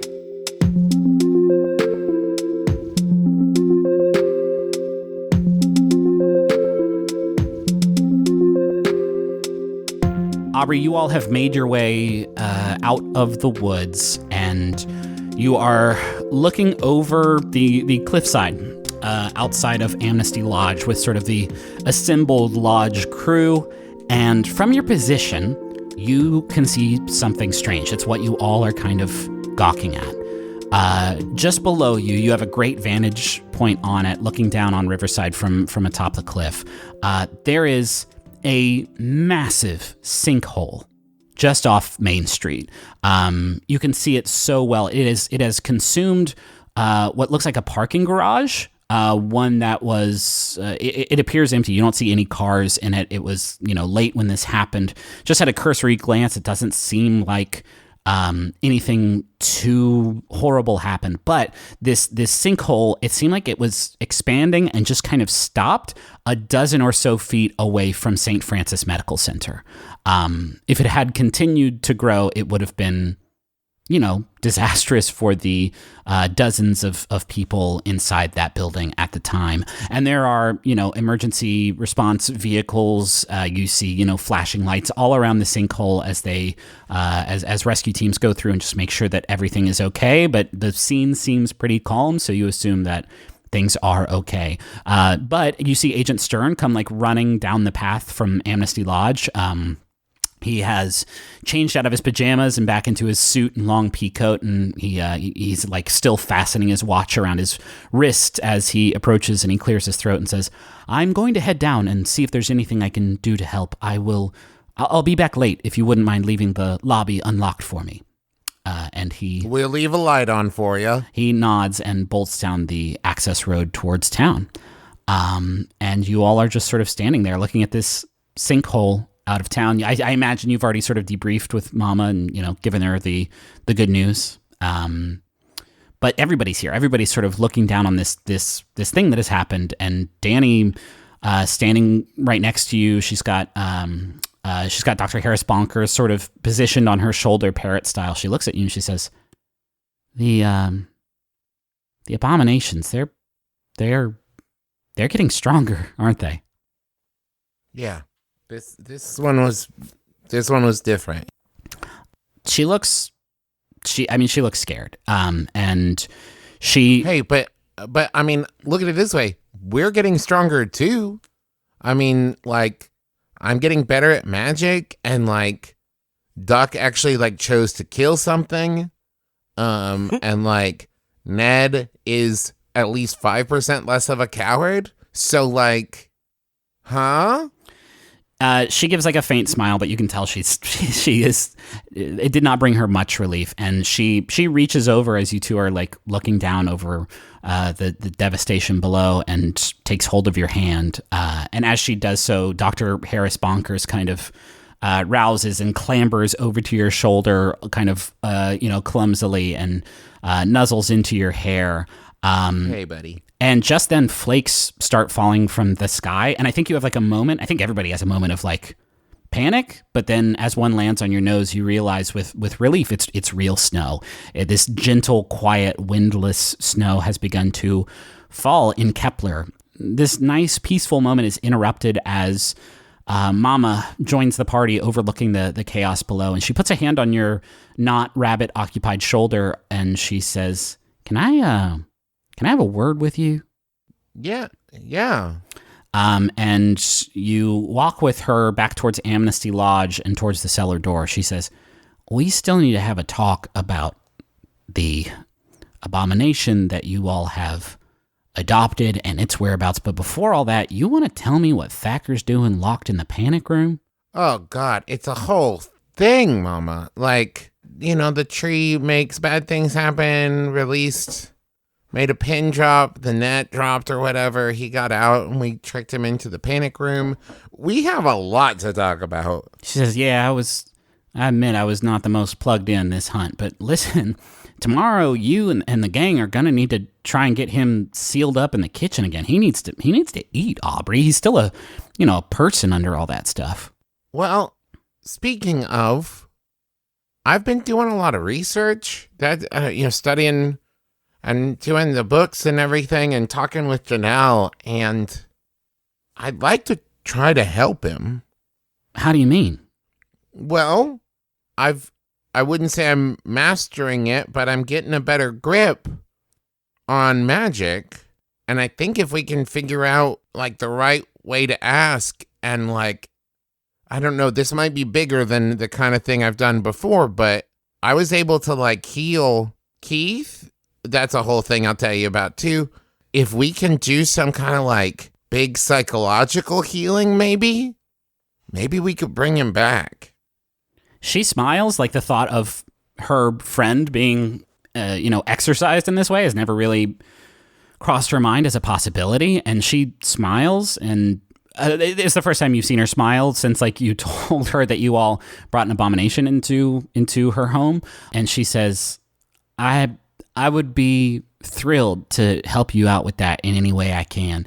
For right now, though, and she reaches up to the railing of the porch and pulls down a plate that she had set up there with some food. And she says, "If you could get this to him somehow, maybe just open up the door, slide it in real quick and get out. If he sees me, he's going to freak out. And I just want to make sure he doesn't, starve to death before we can apparently rescue him." Yeah, sure. Why not? And Mama, when that's done, and Aubrey kind of touches her sunglasses, there's something else I need to talk to you about, okay? She nods and opens up the cellar door for you. And you approach the panic room. I think as we set up before, there's not like a window inside. There's just like a monitor. And as you step into the room, Thacker is not like in the position that you've kind of seen him, this like meditative, sitting on the floor, just kind of like staring intently down at the ground. He is standing up and he is looking directly up and into the camera. And you see him on the monitor, just like staring, just like he's like looking right at you from behind the door. What do you do? Is there any way to talk like into the room? Is there like a comm system? Yeah, I think so. We'll say there's like a speaker on the door, like a two-way speaker. So There she pushes the button and she's like, "Hey, I've got some food here, but you need to be chill, like a 9 on a scale of 1 to 10 of chill, and then you can have some food, and then I'm gonna close the door back, and it would be super cool if you didn't like jump at me or anything like that." You release the button after saying this, and he doesn't move. You see him still standing, staring into the camera. And then you hear a voice. And it doesn't seem like it's coming from the speaker.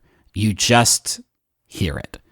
And this voice says, "Why am I kept here? Why am I being kept here?" Thacker? Thacker is the name of this one? He is an unintentional host. Who are you then? At this moment, we seem to be Thacker. But that is not who we are supposed to be. What have we done wrong? Oh man, where to start? Are you from Sylvain? Sylvain Can no longer sustain the life that tramples her surface. We are the counterweight that aims to bring the planet back into balance. Will you release us? Oh boy, I think that I don't have clearance to make that decision, I'm just gonna put this sandwich in there real quick, and then I'm gonna get to work on your request. You help me help you, and please don't attack me when I open this door. Are you opening the door? You know what? No, I'm not. Okay. I'm gonna go fucking get mama. Okay, you turn to walk away, and you hear this voice say, Please release us. Sylvain has become all. "Those living on her surface would seek to shatter her body entirely in pursuit of their own survival. Please release us. By impeding us, you hasten the arrival of Sylvain's end." Wait, Sylvain's end? Does this have to do with the crystal and the magic and stuff? With that, I think realizing that you're just not going to release it, you see Thacker on the camera take a big step backwards and sit down on the ground and slowly angle his head back downwards to stare at the floor.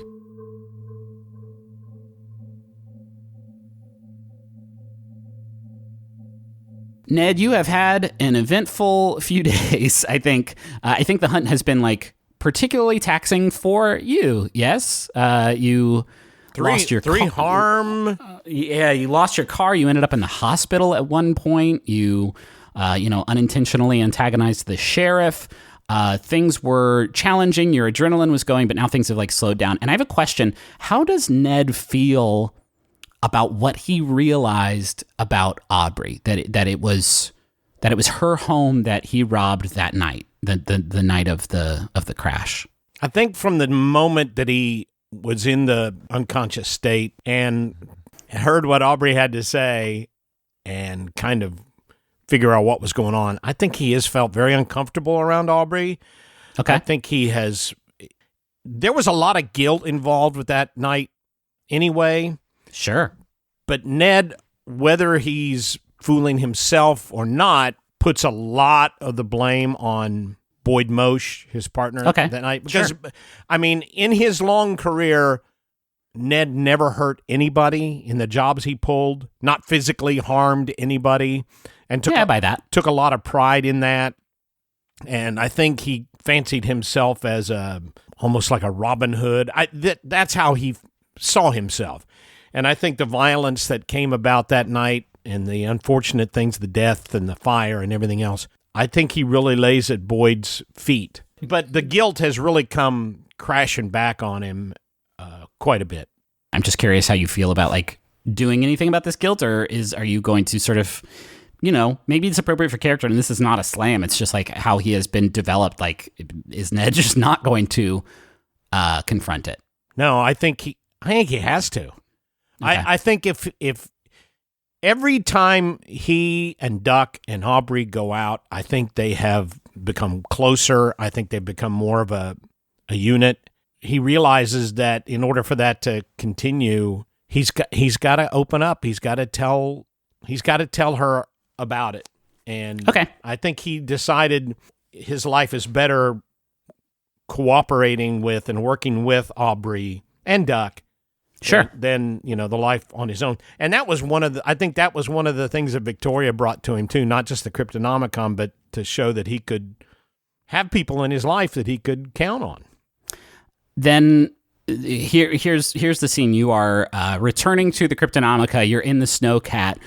You pull it into the fairly small, humble parking lot of the Cryptonomica, and as you do so, you actually see that the wreckage of your Lincoln Continental has finally been separated from the funicular and towed back in front of your place of business. You see it illuminated by the headlights of your Snowcat. The store is dark. It has closed up shop hours ago. And you get out and approach the museum and go to open the door. And as you place your hand, on the handle and start to put the keys inside, I think because of who you are and the past that you have, you notice something off. The door frame around the deadbolt is cracked and splintered. And through the gap that has been made there, you can see that the deadbolt is already unlocked. What do you do? Very cautiously, I think he calls upon his burglar instincts, his sneaky instincts, and opens the door just wide enough to slip through. Okay. Because there's no lights outside because he turned the headlights off. So it's not like he would be illuminated in the door. And he steps into the Cryptonomica very surreptitiously and just really strains his ears to try to hear and try to look. There's a little bit of light from some of the displays and stuff, but not very much. Okay. You slip into the main room of the Cryptonomica and you find that it looks fine. It looks, exactly how Kirby usually leaves it when he wraps up one of his night shifts. It looks nice and dusted and mopped and cleaned. You actually see behind the front counter of the museum, you see Billy back there, and he's sleeping in a cot. Almost like Kirby tucked him in back there, and he is fast asleep and just ripping the gnarliest snores you've ever heard, because he is still a goat. And yeah, everything looks fine, but except on the counter towards the back of the room, where there are sort of these displays full of pamphlets. Sitting on that counter are 3 padlocks that are all popped open, and as you get closer to them and, carefully creep over and look at them, you can tell that they are the locks that were threaded through the latches on the door into the inner sanctum. He goes sprinting back to the inner sanctum. You open up the door, and it was a clean job, Ned. By which I mean, the room itself is clean. It looks like it did probably the day it was built. There are no signs of intrusion, no debris scattered all across the ground. The room has just simply been emptied. Everything in here, your trophies of your burglaries, your passports and documents, the small safe containing Aubrey's necklace, among other things, it is all just gone. Clooney's Oscar? All gone. Fuck me running.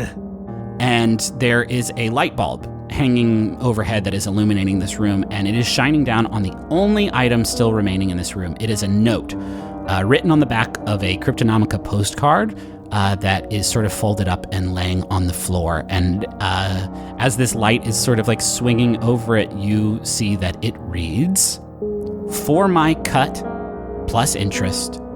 Not quite even yet. I'll be in touch. B.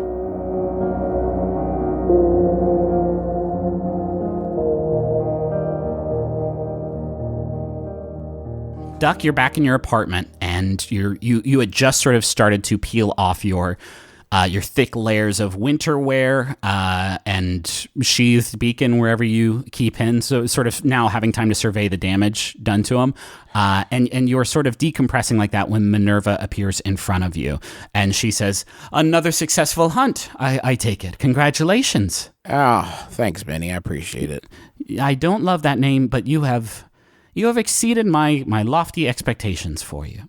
Yeah, I did. I fucked up kind of. I fucked up Beacon a little bit. I feel kind of lousy about it. May I see? Yeah, sure. I go to the underwear drawer and get Beacon out. She surveys the damage to the blade, and she sighs and says, "Well, I suppose it can't be helped. I'm sure he will still serve you well. It seems like he still has some lethal capabilities." Duck Newton, I know you are tired, but I have something I need to say to you, and it cannot wait a moment longer. All right. She gestures towards like one of the chairs in your living room. Take a seat. She says, "Duck Newton, I am a murderer." And as she says that, you see her silhouette kind of like deflate a bit, almost as if she's like relieved from finally saying what she said. And she says, "I told you earlier that my world, like yours, was tethered to an alien planet besieged by abominations from the other side. Mm-hmm. This was only part of the truth. I was the war counselor for my people. I pushed us into a conflict with that alien world.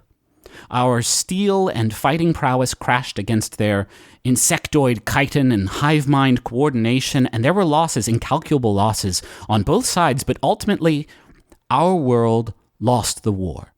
They left us with just a handful of survivors. And so I forced the last great minds of our civilization to create a weapon that could defeat our foe for good, a disease.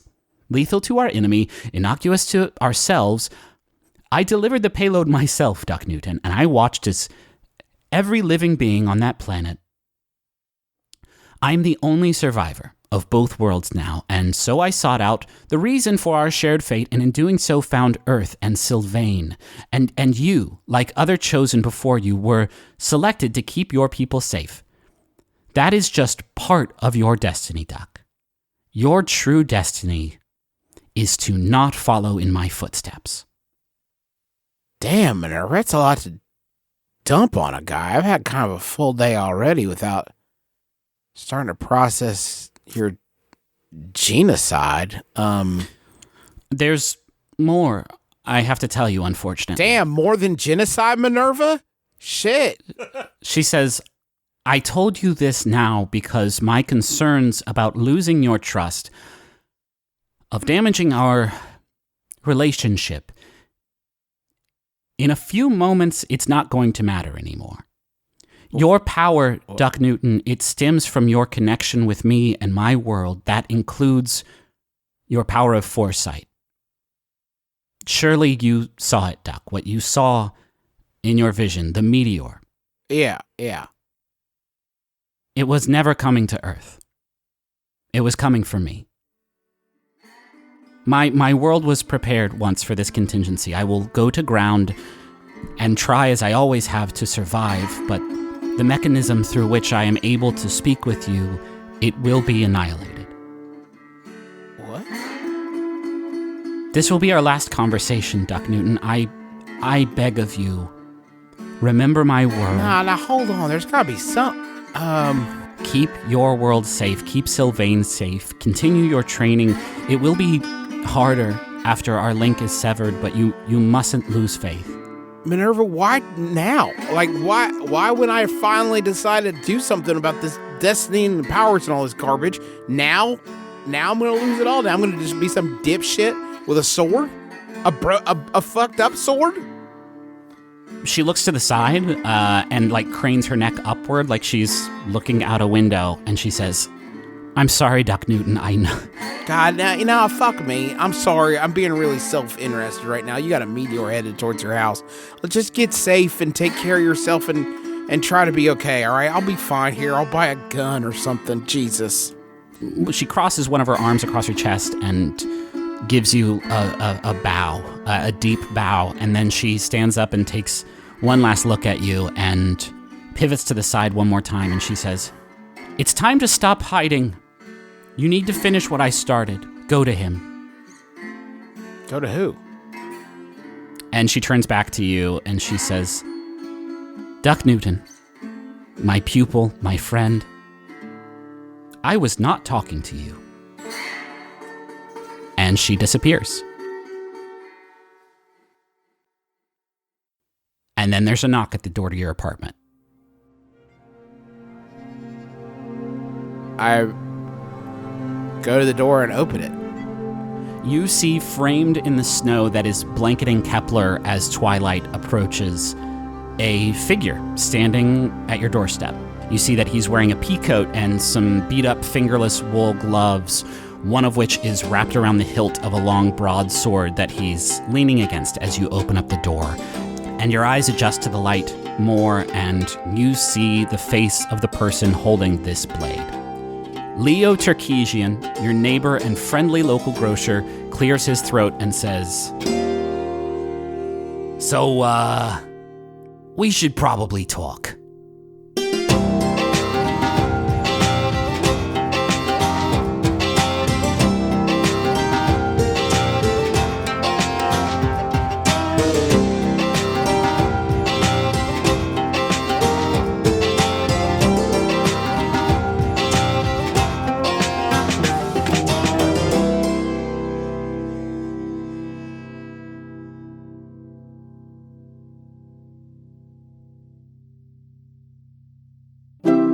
MaximumFun.org. Comedy and culture. Artist owned. Listener supported. Hey, it's Janet Varney of the JV Club podcast, and I am so excited to be joining Maximum Fun. If you're not yet familiar with the JV Club, it's a podcast with me and some of my favorite women, and in the summer, men, as we explore the highs and lows of our terrible teenage years into our adolescence. For example, hear about Allison Bree's humiliating moment at a gymnastics competition. Experience the shame of a knocked-out tooth with Jamila Jamil, or drop in as John Hamm imagines what would happen if Bambi met Godzilla. So join me and all my once awkward, often still awkward friends every Thursday by subscribing to the JV Club on MaximumFun.org. Hi, this is Rachel McElroy. Hello, this is Griffin McElroy. And this is wonderful. It's a podcast that we do as we are married. And how's the ad going so far? Because I think it's going very good. We talk about things we like every week on Wednesdays. One time Rachel talked about pumpernickel bread. It was so tight. You cannot afford to miss her talking about this sweet brown bread. We also talk about music and poems and, weather. There was one time Rachel talked about Baby Beluga, the song, for like 14 minutes, and it just really blew my hair back. So check us out on MaximumFun.org. It's a cool podcast with chill vibes. Amber is the color of our energy, is what all the iTunes reviews say. They will now.